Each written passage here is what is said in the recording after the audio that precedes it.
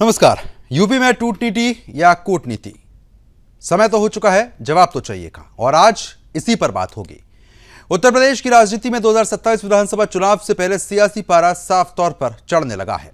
दावा ऐसा है जिसने पूरे राजनीतिक गलियारे में हलचल मचा दी।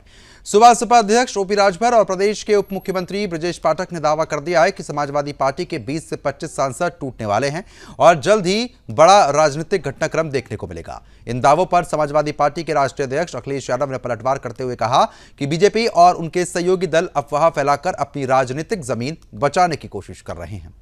अखिलेश ने कहा कि समाजवादी पार्टी पूरी तरीके से एकजुट है और जनता 2027 में बदलाव का मन बना चुकी है। सपा और सुबह सपा में वार पलटवार काफी ज्यादा तेज हो चुका है।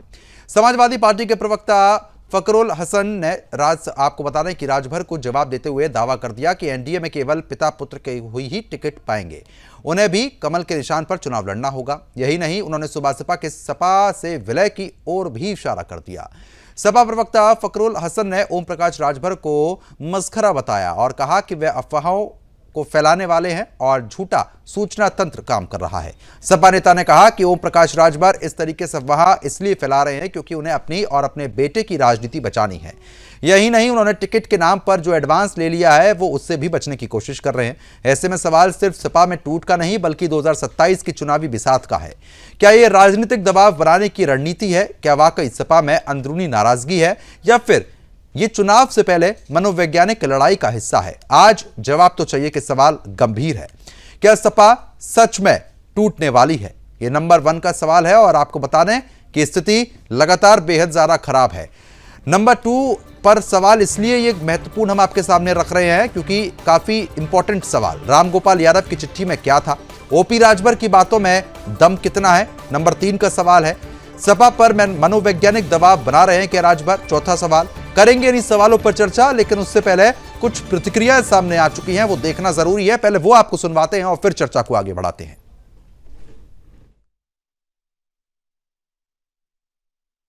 सपा में तो अभी 25-26 सांसद टूटने को तैयार बैठे, हम लोग तोड़ ही नहीं रहे हैं।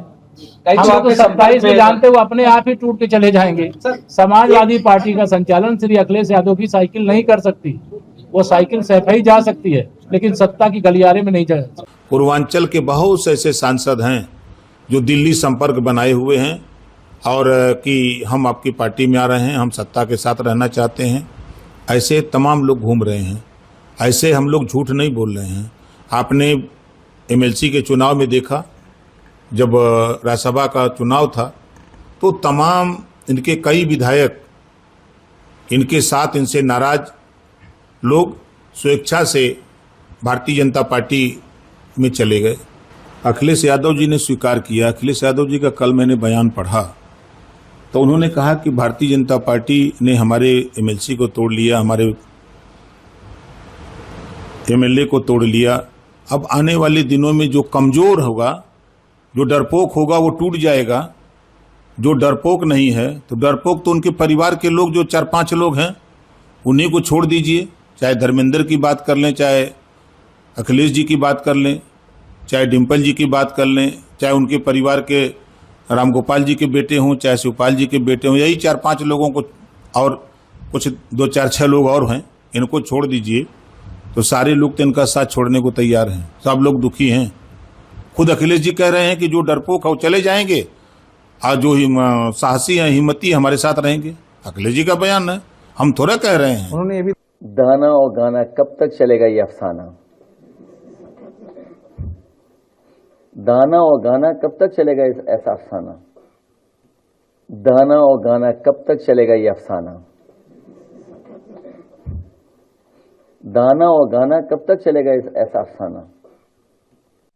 भारतीय जनता पार्टी घबरा गई है और घबराहट में ऊंट पटांग बेबुनियादी बात कर रही है। जनता का विश्वास, जनता का भरोसा, जनता का यकीन पूरी तरह से खत्म हो गया है भारतीय जनता पार्टी। अगर विश्वास बढ़ा है, यकीन बढ़ा है, भरोसा बढ़ा है तो समाजवादी पार्टी माननीय अखिलेश पर पीछे, इसलिए घबराहट में सब बातें हो रही। पूर्वांचल के बहुत से ऐसे सांसद हैं जो दिल्ली संपर्क बनाए हुए हैं और कि हम आपकी पार्टी में आ रहे हैं, हम सत्ता के साथ रहना चाहते हैं, ऐसे तमाम लोग घूम रहे हैं। ऐसे हम लोग झूठ नहीं बोल रहे हैं।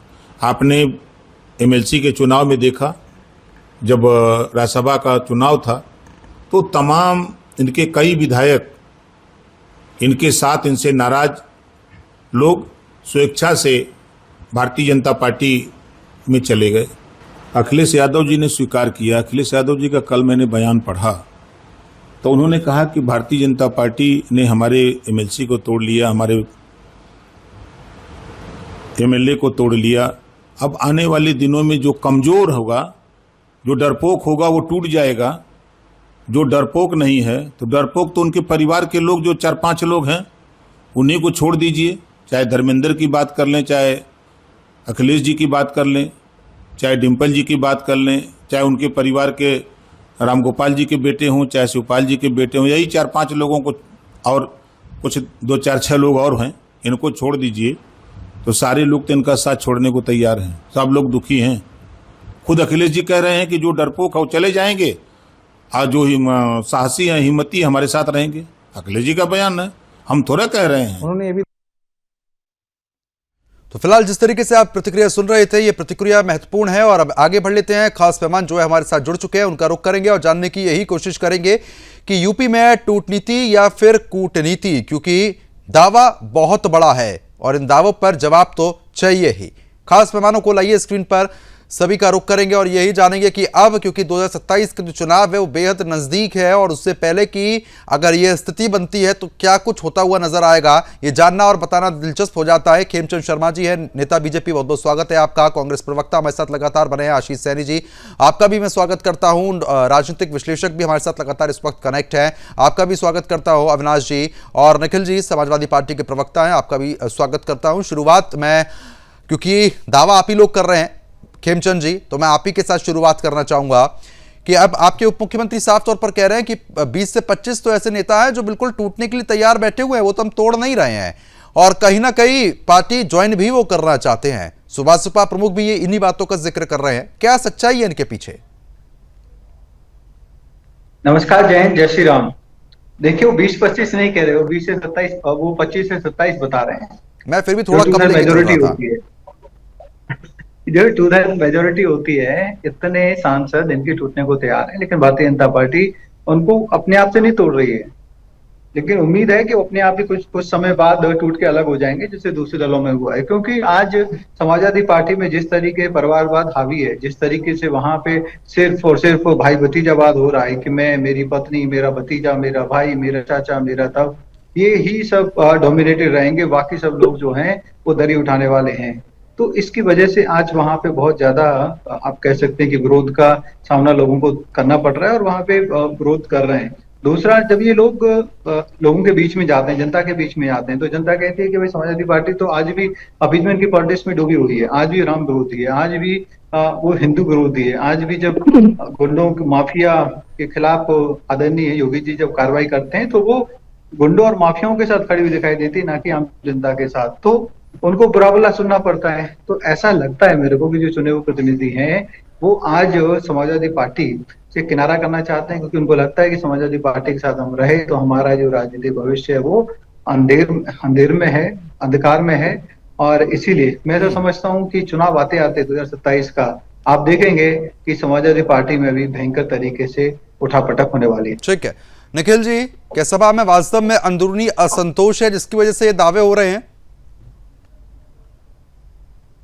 प्रद्युमन जी, कोई असंतोष नहीं है और जो भी असंतोष है वो भारतीय जनता पार्टी में, क्योंकि समाजवादी पार्टी में हमेशा संतोष की पार्टी रही है, शालीनता की पार्टी रही है। और समाजवादी पार्टी मात्र वो पार्टी है जिसमें इनकमिंग होती है पर आउटगोइंग कोई नहीं होती है। और ये जनता ने ये हम पर इतना विश्वास किया है, खाम पर जनता ने हमें 5 से 37 पर पहुंचाया है। तो सबसे ज्यादा बड़ी बात होनी चाहिए, जनता इतना प्यार दे रही है, भर भर के प्यार दे रही है, तो इसमें तो कोई बात आउटगोइंग की होनी नहीं चाहिए प्रद्युमन जी। हमें कौन छोड़ के जा सकता है? बताइए, हमारे जितने भी प्रतिनिधि होते हैं कोई हमारे भारतीय जनता पार्टी के प्रतिनिधि नहीं होते हैं। जैसे अपने प्रतिनिधि बताते हैं, हमारे प्रतिनिधि जनता के प्रतिनिधि होते हैं, हमारे प्रतिनिधि जनता के सेवक होते हैं, और इस पर कोई बात नहीं होनी चाहिए। आप बंगाल की बात ले लें, मुंबई की बात ले लें, जो भी Bharatiya Janata party washing machine में जाता है वो धुलकर बिल्कुल नहाकर नया हो जाता है। पर हमारी जो हमारा परिवार, जो हमारी समाजवादी पार्टी, जो हमारा परिवार, उसमें पहले ही हम सभी नैन दूर कर आए हैं, और हमारे में कोई भी ऐसा भी भ्रष्टाचार नहीं है जैसे। लेकिन निखिल जी, बड़ी बात यह आप जरूर दावा कर रहे हैं। अब देखिए, जिन्होंने दावा किया है वो कोई पार्षद तो है नहीं, उप मुख्यमंत्री हैं, इतने बड़े पद पर हैं, तो कुछ सोच समझ के ही बोला होगा कि आने के लिए आपके नेता तैयार बैठे हैं बीजेपी में, वो तो हम लोग ले नहीं रहे हैं। सबसे पहले प्रद्युमन जी जिन्होंने इस चीज का बोला है, जिन्होंने ये मजाक किया, वो ओम प्रकाश राजभर जी। ये ओम प्रकाश राजभर जी वही व्यक्ति हैं जो योगी आदित्यनाथ जी को, हम भी विपक्ष में, पर हम भी, हमारी भी आज तक कभी वाडिया से नहीं हुई, वो योगी आदित्यनाथ जी को लखनऊ की गद्दी से हटाकर उनसे भीख मंगवाने की ट्रेनिंग दिलवाना चाहते थे। क्या ये बात झूठा सत्य, मुझे आप बता दीजिए। और दूसरी बात, क्या ओम प्रकाश राजभर जी भारतीय जनता पार्टी नेताओं कार्यकर्ताओं को भद्दी गालियां नहीं देते थे, उनको जूतों से पीटने का कार्य नहीं बोलते थे?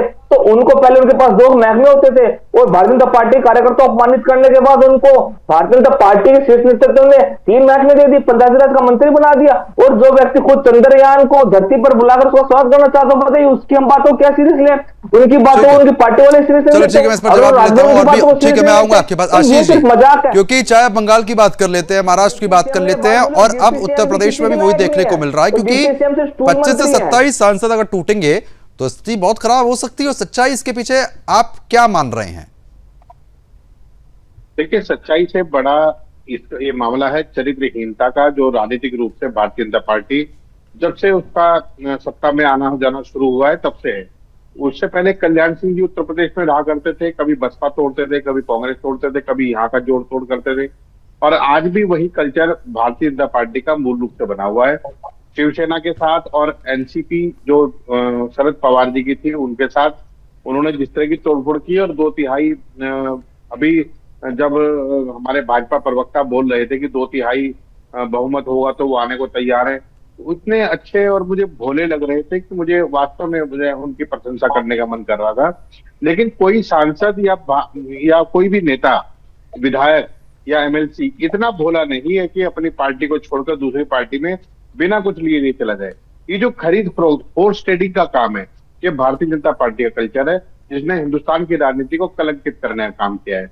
आपने अभी देखा होगा कि जैसे बंगाल में 20 सांसद अचानक से टूटे और एक पार्टी में शामिल हुए, जिसको उसी चुनाव में, बंगाल चुनाव में ही 800 वोट मात्र मिली थी, और तो उसमें 20 सांसद अचानक से हो गए। आशीष जी, यहाँ पर बीजेपी तोड़ थोड़ा रही है, या तो वो खुद ही जाने को तैयार है, दावा तो ये किया गया है ना। नहीं, जो दावा किया गया है और जो यथार्थ है उन दोनों में बहुत अंतर है। भारतीय जनता पार्टी इस तरह की राजनीति करती है, अपने आप को चाहे कितना भी गिरा ले। आज पूरी भारतीय जनता पार्टी में 80% लोग दूसरे दलों के लोग शामिल है, भाजपा के लोग गायब हो चुके हैं, और जो बचे खुचे हैं उनको अपने अस्तित्व की लड़ाई लड़नी चाहिए कि भारतीय जनता पार्टी में कब तक वो जिंदा रहेंगे और कब तक नहीं रहेंगे, ये तो उन्हें देखना है। लेकिन हमें ये कहना है कि यदि तृणमूल कांग्रेस के बहुत सारे विधायक और सांसद यदि बीजेपी में चले गए तो बीजेपी कहाँ रहेगी? आज भी वहां जो चीफ मिनिस्टर बना है वो भी इन्होंने तृणमूल कांग्रेस से तोड़ के लाए। आसाम में भी यही हालत है, बिहार में भी यही स्थिति है, और एक राज्य और है जहां पर दूसरे पार्टी के लोगों को इन्होंने बनाना शुरू किया। सवाल ये है कि राजनीति में यदि आप दल बदल को ही और तोड़फोड़ को ही राजनीति मानते हैं तो माफ करना, ये हिंदुस्तान की राजनीति का चलो ठीक है, मैं इस पर जवाब भी ले लूंगा और समझ लेता हूं।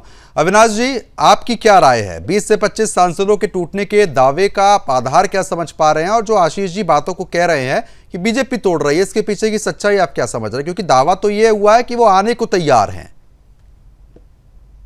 प्रद्युमन जी, आपको नमस्कार, सभी श्रोताओं को ढेर सारी शुभकामनाएं। जय श्री राम। ओम कृष्णाय वासुदेवाय, हर है परमात्मा ने, प्रतः क्लेश नाशाय, गोविंदाय नमो नमः। देखिए, जितनी लोग भी बोल रहे थे प्रवक्ता के रूप में बोल रहे थे तो अच्छा ही बोल रहे थे, सही भी बोल रहे होंगे, अपनी अपनी पार्टी का पक्ष रख रहे थे। पर दिक्कत यह है कि ये जब बोलते हैं तो इनको लगता है कि इनके सामने सिर्फ इनका चेहरा है, सुनने वाले तो देश के जनता है। अब कांग्रेस बोलते बोलते भूल गई कि इन्होंने राजस्थान में क्या किया था। बसपा जो 6 एमएलए जो इनको सपोर्ट कर रहा था, ऑलरेडी कोई दिक्कत नहीं थी, सपोर्ट कर रहे थे, उसको तोड़ के अपनी पार्टी में मिला लिया। पुरानी बात नहीं बोलता हूं। जिसके नहीं, साथ बोलिए, ये बोलिए। पार्टी में इलेक्शन लड़े, जिसके साथ ये डीएमके के साथ तमिलनाडु में इलेक्शन लड़े, 12 बजे तक इलेक्शन का रिजल्ट के दिन आते आते कह रहे थे कि छुरा मार दिया, छुरा मार दिया। हमने टीवी खोला, किसने किसको छुरा मार दिया? अच्छा, पता चला कि किसी अहमद ने छुरा नहीं मारा था, कांग्रेस ने डीएमके को छुरा मार दिया और चले गए किसके साथ? विजय के साथ चले गए। रात रात तक बदल गए, रात रात तक बदल गए। अच्छा, ये देखिए इनका चरित्र और देखिए। ये इंडी गठबंधन में ममता हारी तो उनका कंधा, उनको कंधा दे दिया, आइए दीदी या इस कंधे पर रोइए। और राहुल गांधी जब गए कलकत्ता में कह रहे दीदी चोर है। तो इनको यही समझ में यह नहीं आ रहा है कि इनका अपना कौन है और पराया कौन है। लेफ्ट वाले से लड़ते हैं केरला में, लेफ्ट वाले से केरला में लड़ते हैं, दिल्ली आते आते इंडी गठबंधन बोल करके उसको बगल में गोदी में बिठा लेते हैं। तो इनका खुद का चरित्र क्या है? आज देश की जनता देख देख के स्वरूप ना पागल हो चुकी है। अब कहां पे लड़ रहे हैं, कहां पे जुड़ रहे हैं, कहां। तो जब देश की जनता पागल हो चुकी है तो सोचिए इनके पार्टी वाले क्या कर रहे होंगे। वो तो भावने हो गए होंगे कि भाई आज मेरा नेता कहता है इसके ऊपर भाव भाव भाव भाव करो। अब आप कह रहा कि नहीं नहीं नहीं नहीं, ये तो मालिक है, इसको पुचकारो, तो आज बिस्कुट खिलाने के लिए कह रहा है। भाई इनका जो नेता जो है उसको खुद पता नहीं, चाहे वो राहुल गांधी हो। अच्छा, ये कोई नेता तो है नहीं, सबके बाप दादा ने पार्टी बनाई थी या पार्टी हड़पी थी या जो भी किया था, किसी ने गोली चलवा के पार्टी बनाई। अच्छा, ये बताइए मुलायम सिंह यादव ने गोली चलवाई या नहीं चलवाई राम भक्तों पे? चलवाई। आप क्या क्या उन्होंने ये नहीं बोलनी चाहिए? क्या आप भारतीय जनता पार्टी अभी छोटा छतरी क्यों बोला बीच में? अब ये छोटा छतरी बीच में क्यों बोला? नहीं तो आप अब ये छोटा छतरी क्यों बोला? अब ये छोटा छतरी क्यों बोला? हम आपके अविनाश जी, अविनाश जी, अच्छा चलिए एक एक करके बात करेंगे, आप क्या पाकिस्तानी दल एक एक करके बात करेंगे, एक एक करके बात करेंगे। तुम सैनी हो या खैनी हो, तुम छोटा छतरी हो, तुम बलबास हो, तुम क्या सैनी हो कि खैनी हो? तुम सैनी हो कि खैनी हो? तुम सैनी हो कि खैनी हो? औकात देखो। नहीं नहीं नहीं, देखिए ये शब्द नहीं, ये सब शब्द नहीं, ये ठीक बात नहीं है। नहीं, मुद्दे पर रहेंगे हम लोग, मुद्दे पर रहेंगे, मुद्दे पर एक एक करके आशीष जी एक एक करके बात करते हैं। देखिए मजबूरी में मुझे फेडरल गिरवाना पड़ेगा, मजबूरी में फेडरल गिरवाना पड़ेगा। देखो इसकी बाल उड़ गए, इसके बाल उड़ गए सर के। देखिए मैंने फेडरल गिरवा दिया है, कोई फायदा नहीं है, आवाज नहीं जाएगी। जूता खाते खाते नहीं नहीं, देखिए ना ये सब शब्द नहीं, डिबेट है, डिबेट है, थोड़ी मर्यादा रखें, थोड़ी मर्यादा रखें आप लोग। गिरा दीजिए आवाज, गिराइए आवाज। खेमचंद जी, क्या समझ पा रहे हैं आप? ठीक तो कह रहे हैं अविनाश जी कि भाई कांग्रेस ने भी वो सब चीज किया और या तो दावा किया गया कि आने को तैयार हैं, ये थोड़ी ना कहा गया कि हम तोड़ रहे हैं। प्रद्युम्न भाई, कांग्रेस भी ने नहीं, कांग्रेस ने ही किया। और कांग्रेस ने 90 से ज्यादा सरकारों को बर्खास्त किया देश में। भारतीय जनता पार्टी की सरकार, पर्टिकुलरली मोदी जी की सरकार ने एक भी स्टेट गवर्नमेंट को बर्खास्त नहीं किया। ये कहलाता है कि हम डेमोक्रेसी में विश्वास रखते हैं, हम राजतंत्र में विश्वास नहीं रखते। जैसे ये राजतंत्र में विश्वास रखने वाली कांग्रेस, जिसको चाहा उसको हटा दिया, जिसको चाहा उसको बना दिया। लेकिन हम डेमोक्रेसी में विश्वास रखते हैं, लोकतंत्र में विश्वास रखते हैं। इसीलिए अभी तक एक भी स्टेट गवर्नमेंट को आदरणीय प्राइम मिनिस्टर मोदी जी ने बर्खास्त नहीं किया। अब लेकिन जब हमारे संविधान में ये प्रोविजन है कि 2/3 अगर किसी भी पार्टी के मेंबर ऑफ पार्लियामेंट या विधानसभा के सदस्य अगर अपनी मूल पार्टी से खुश नहीं है, पर्टिकुलरली जब मूल पार्टी प्राइवेट लिमिटेड कंपनी बन गई है, जब वो अपने पद चिन्हों से जनता की सेवा से पूरी तरीके से वो अपने आप को अलग कर लेती है, अलग थलग कर लेती है, सिर्फ जिसकी मर्जी जो जहां जाना चाहे, व्यक्तियों के बारे में सोच रही है, तो वो तो डेमोक्रेसी का पार्ट है। 2/3 का मतलब तो ये हुआ कि मेजोरिटी वहां पे हो गई। और जब मेजोरिटी चाहती, जो डेमोक्रेसी में जो मेजोरिटी चाहती है वही सच होता है। अब टीएमसी में क्या हुआ? टीएमसी में दीदी जो जमीन की बात करती थी, मानुष की बात करती थी, रोटी की बात करती थी, वो अपने भतीजे की बात करने लग गए। जब आप सिर्फ भतीजे पे कंसंट्रेशन करेंगे, बाकी के कार्यकर्ताओं को ध्यान नहीं देंगे, सीनियर कार्यकर्ताओं को आप बेइज्जत करेंगे, तो क्या हुआ कि उनको वहां पे 2/3 जो उनके मेंबर ऑफ पार्लियामेंट उन्होंने रिजेक्ट कर दिया। वहां मेजोरिटी विधायकों ने उनको रिजेक्ट कर दिया कि नहीं, हम आपकी लीडरशिप को नहीं मानते। तो यही डेमोक्रेसी है। वही हाल मेरे को ऐसा लगता है आज नहीं तो कल समाजवादी पार्टी में भी होने वाला है।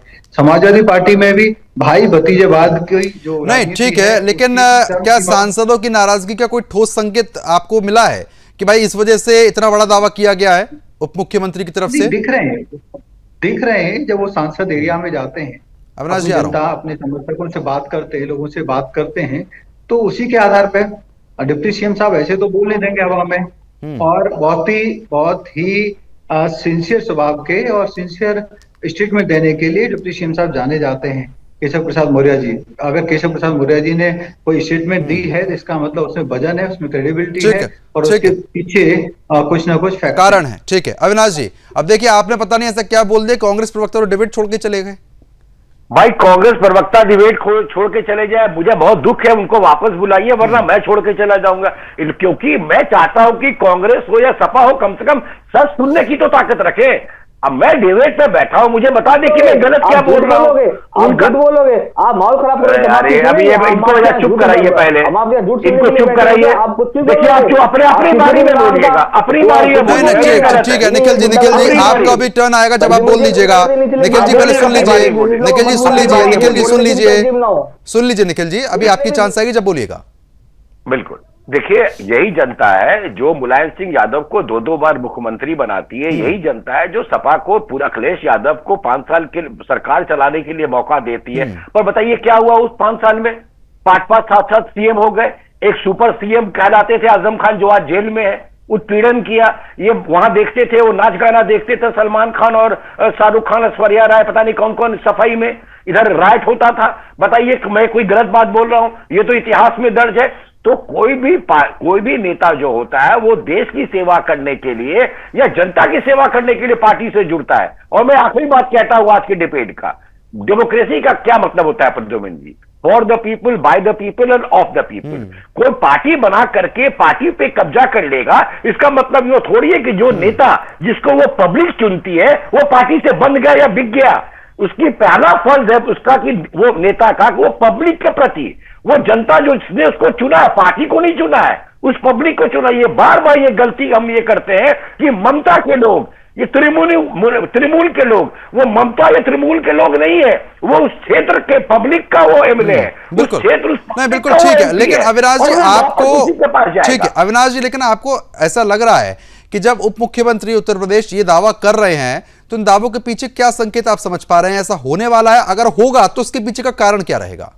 उसका कारण सिर्फ एक रहेगा प्रद्युमन जी कि डबल इंजन की सरकार कहीं भी होती है तो उस क्षेत्र का भला और बेहतर तरीके से होता है। जब सरकार सत्ता वाली रहती है, जब सत्ता की सरकार के साथ आप जुड़े होते हैं तो आपका एरिया का डेवलपमेंट टॉप का होता है। आपको एक डंडे से और अंडे से नहीं मारता है जो आप बंगाल में देख रहे हैं। अच्छा ये बताइए, राहुल गांधी ने कहा था प्रधानमंत्री के बारे में कि इनको लोग डंडे से मारेंगे। देखिए लोगों ने सुन लिया, अंडे से मार रहे हैं बंगाल में। तो ऐसा नहीं कि पब्लिक सुनती नहीं है, बट पब्लिक ये देखना चाहती कि आप कहते क्या है और करते क्या है। आप सपा को क्यों वोट दें, पब्लिक ये देखेगी। मेरे कहने से पब्लिक वोट नहीं दे रही है, मुझे दलाल कहने से आपको वोट भी नहीं मिलेगा, ना मुझे कोई राज्यसभा का भाजपा टिकट दे रही है। पर जो असलियत है वो सुनने में अगर बुरा लग रहा है तो बुरे कर्म का बुरा नतीजा होगा। इनके एमपी छोड़ेंगे, उनको अपने एरिया का डेवलपमेंट चाहिए, वो चाहे वो भाजपा से हाथ मिलाना पड़े। पर परिवारवादी पार्टी अब बिल्कुल नंगी हो रही है और हो जाएगी, ये बात तय है। ठीक निखिल जी, अब तो तमाम दावे हो रहे हैं, अब क्या आप कह पा रहे हैं? पार्टी में संतोष है? क्योंकि जब इतना बड़ा दावा हुआ है तो स्वाभाविक है कि कुछ तो फूट अंदर होगी ना, जब तो दावा हो रहा है कि लोग आने की खुद बात कर रहे हैं।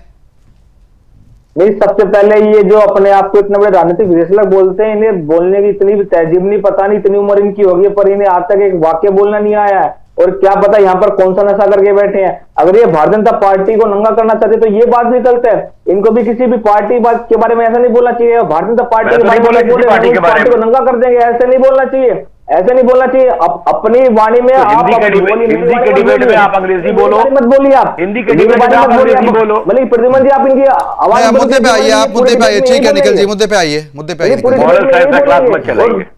और दूसरी बात, मैं तो ये समझ नहीं पा रहा हूँ, ऐसे राजनीतिक जब तक देश में रहेंगे तो जब तक हमारी मीडिया का इंडिपेंडेंस बिल्कुल रहेगा नहीं। यही वो व्यक्ति हैं जो कहीं ना कहीं भारतीय जनता पार्टी की तारीफ मीडिया का रोल कहां से आ गया इसमें? मीडिया तो आपकी भी सुन रही है, उनकी भी सुन रही है। भारतीय जनता पार्टी ने किया जनता को क्या करना है? बीजेपी ने किया। मैं तो पूछना चाह रहा हूँ, जो मान अखिलेश यादव ने काम की खाली उनके पीछे काट रहे हैं, बताइए आज तक कितनी मंडियां भारतीय जनता पार्टी ने लगा दी है, कितने एक्सप्रेसवे बना दिए। नहीं, अगर आपने, ठीक है निखिल जी, बहुत एक साधारण सा सवाल पूछ रहा हूँ निखिल जी, एक बहुत साधारण सवाल है। अगर आपने इतना ही काम किया था, इतना ही एक्सप्रेसवे बनवाए थे, आगरा लखनऊ एक्सप्रेसवे का आप जिक्र कर रहे हैं, ठीक है, अच्छा बना था, स्वाभाविक है, हर कोई जानता, तारीफ भी करते हैं लोग बाग जो इस्तेमाल करते हैं। अविनाश जी भी इस बात से सहमत होंगे, लेकिन इतना सब कुछ किया तो सरकार क्यों चली गई? फिर आप ही को आना चाहिए था दोबारा से।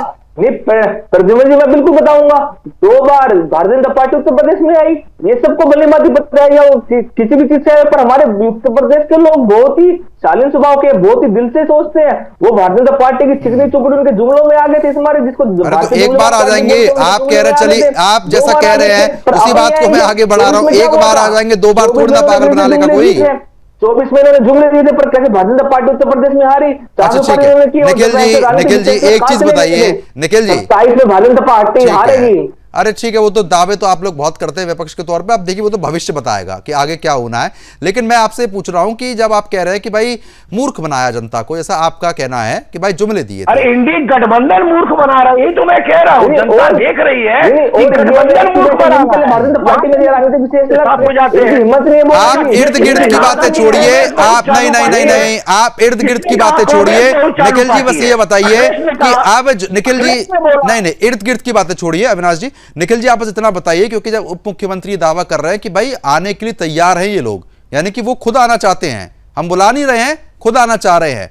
20 से लेकर 30 तक की संख्या लेकर चल रहा है, बहुत बड़ी संख्या है ये। अगर उप मुख्यमंत्री बात बोले तो उप मुख्यमंत्री तो मुख्यमंत्री बनने वाले थे, उनको भगा दिया मुख्यमंत्री। अब ये बात कहां से आ गई? तो पार्टी का फैसला है कि पार्टी क्या बनाएगी क्या नहीं बनाएगी, आप सवाल का जवाब दीजिए ना। कोई बातें मानते ही नहीं है। चलो ठीक है निखिल जी, चलिए ठीक है निखिल जी, ठीक है आ रहा हूं निखिल जी, ठीक है आ रहा हूं, ठीक है। अविनाश जी, सवाल मेरा ये था कि ये क्यों हो रहा है, कैसे हो रहा है तो कितना बड़ा संकट है। अब उप मुख्यमंत्री, वो तो मुख्यमंत्री बनने वाले थे, अब ये कहां से सेंसिबल बातें हुई? जवाब आप क्यों नहीं देना चाह रहे हैं? देखिए बात असली ये है कि 2024 का जब इलेक्शन हुआ था तो यूपी में बिहार में जात को लेकर के एक वो चली आवाज बन गई कि 400 पार वो इसलिए करना चाहते हैं क्योंकि वो संविधान को बदलना चाहते हैं। और हिंदुस्तान में निखिल जी एक एक करके ना, निखिल जी एक एक करके संविधान बदलने का नाम लिया जाता है ना, तो उसको जोड़ दिया जाता है रिजर्वेशन के साथ। कभी भी आप देखिएगा, कहीं भी ये डिबेट होती है संविधान बदलने की बात होती है, उसको रिजर्वेशन के साथ जोड़ दिया जाता है। तो ये 2024 के इलेक्शन में, एमपी के इलेक्शन में इन्होंने ये हवा चलाया कि भाजपा 400 पार इसलिए मांग रही है क्योंकि ये संविधान। ठीक है, मैं अविनाश जी तुरंत आ रहा हूं आपके पास।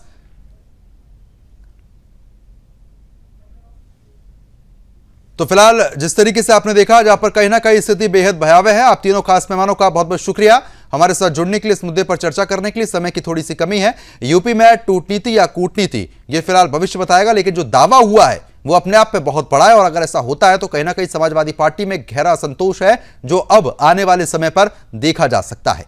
फिलहाल अभी के लिए सिर्फ इतना ही। नमस्कार।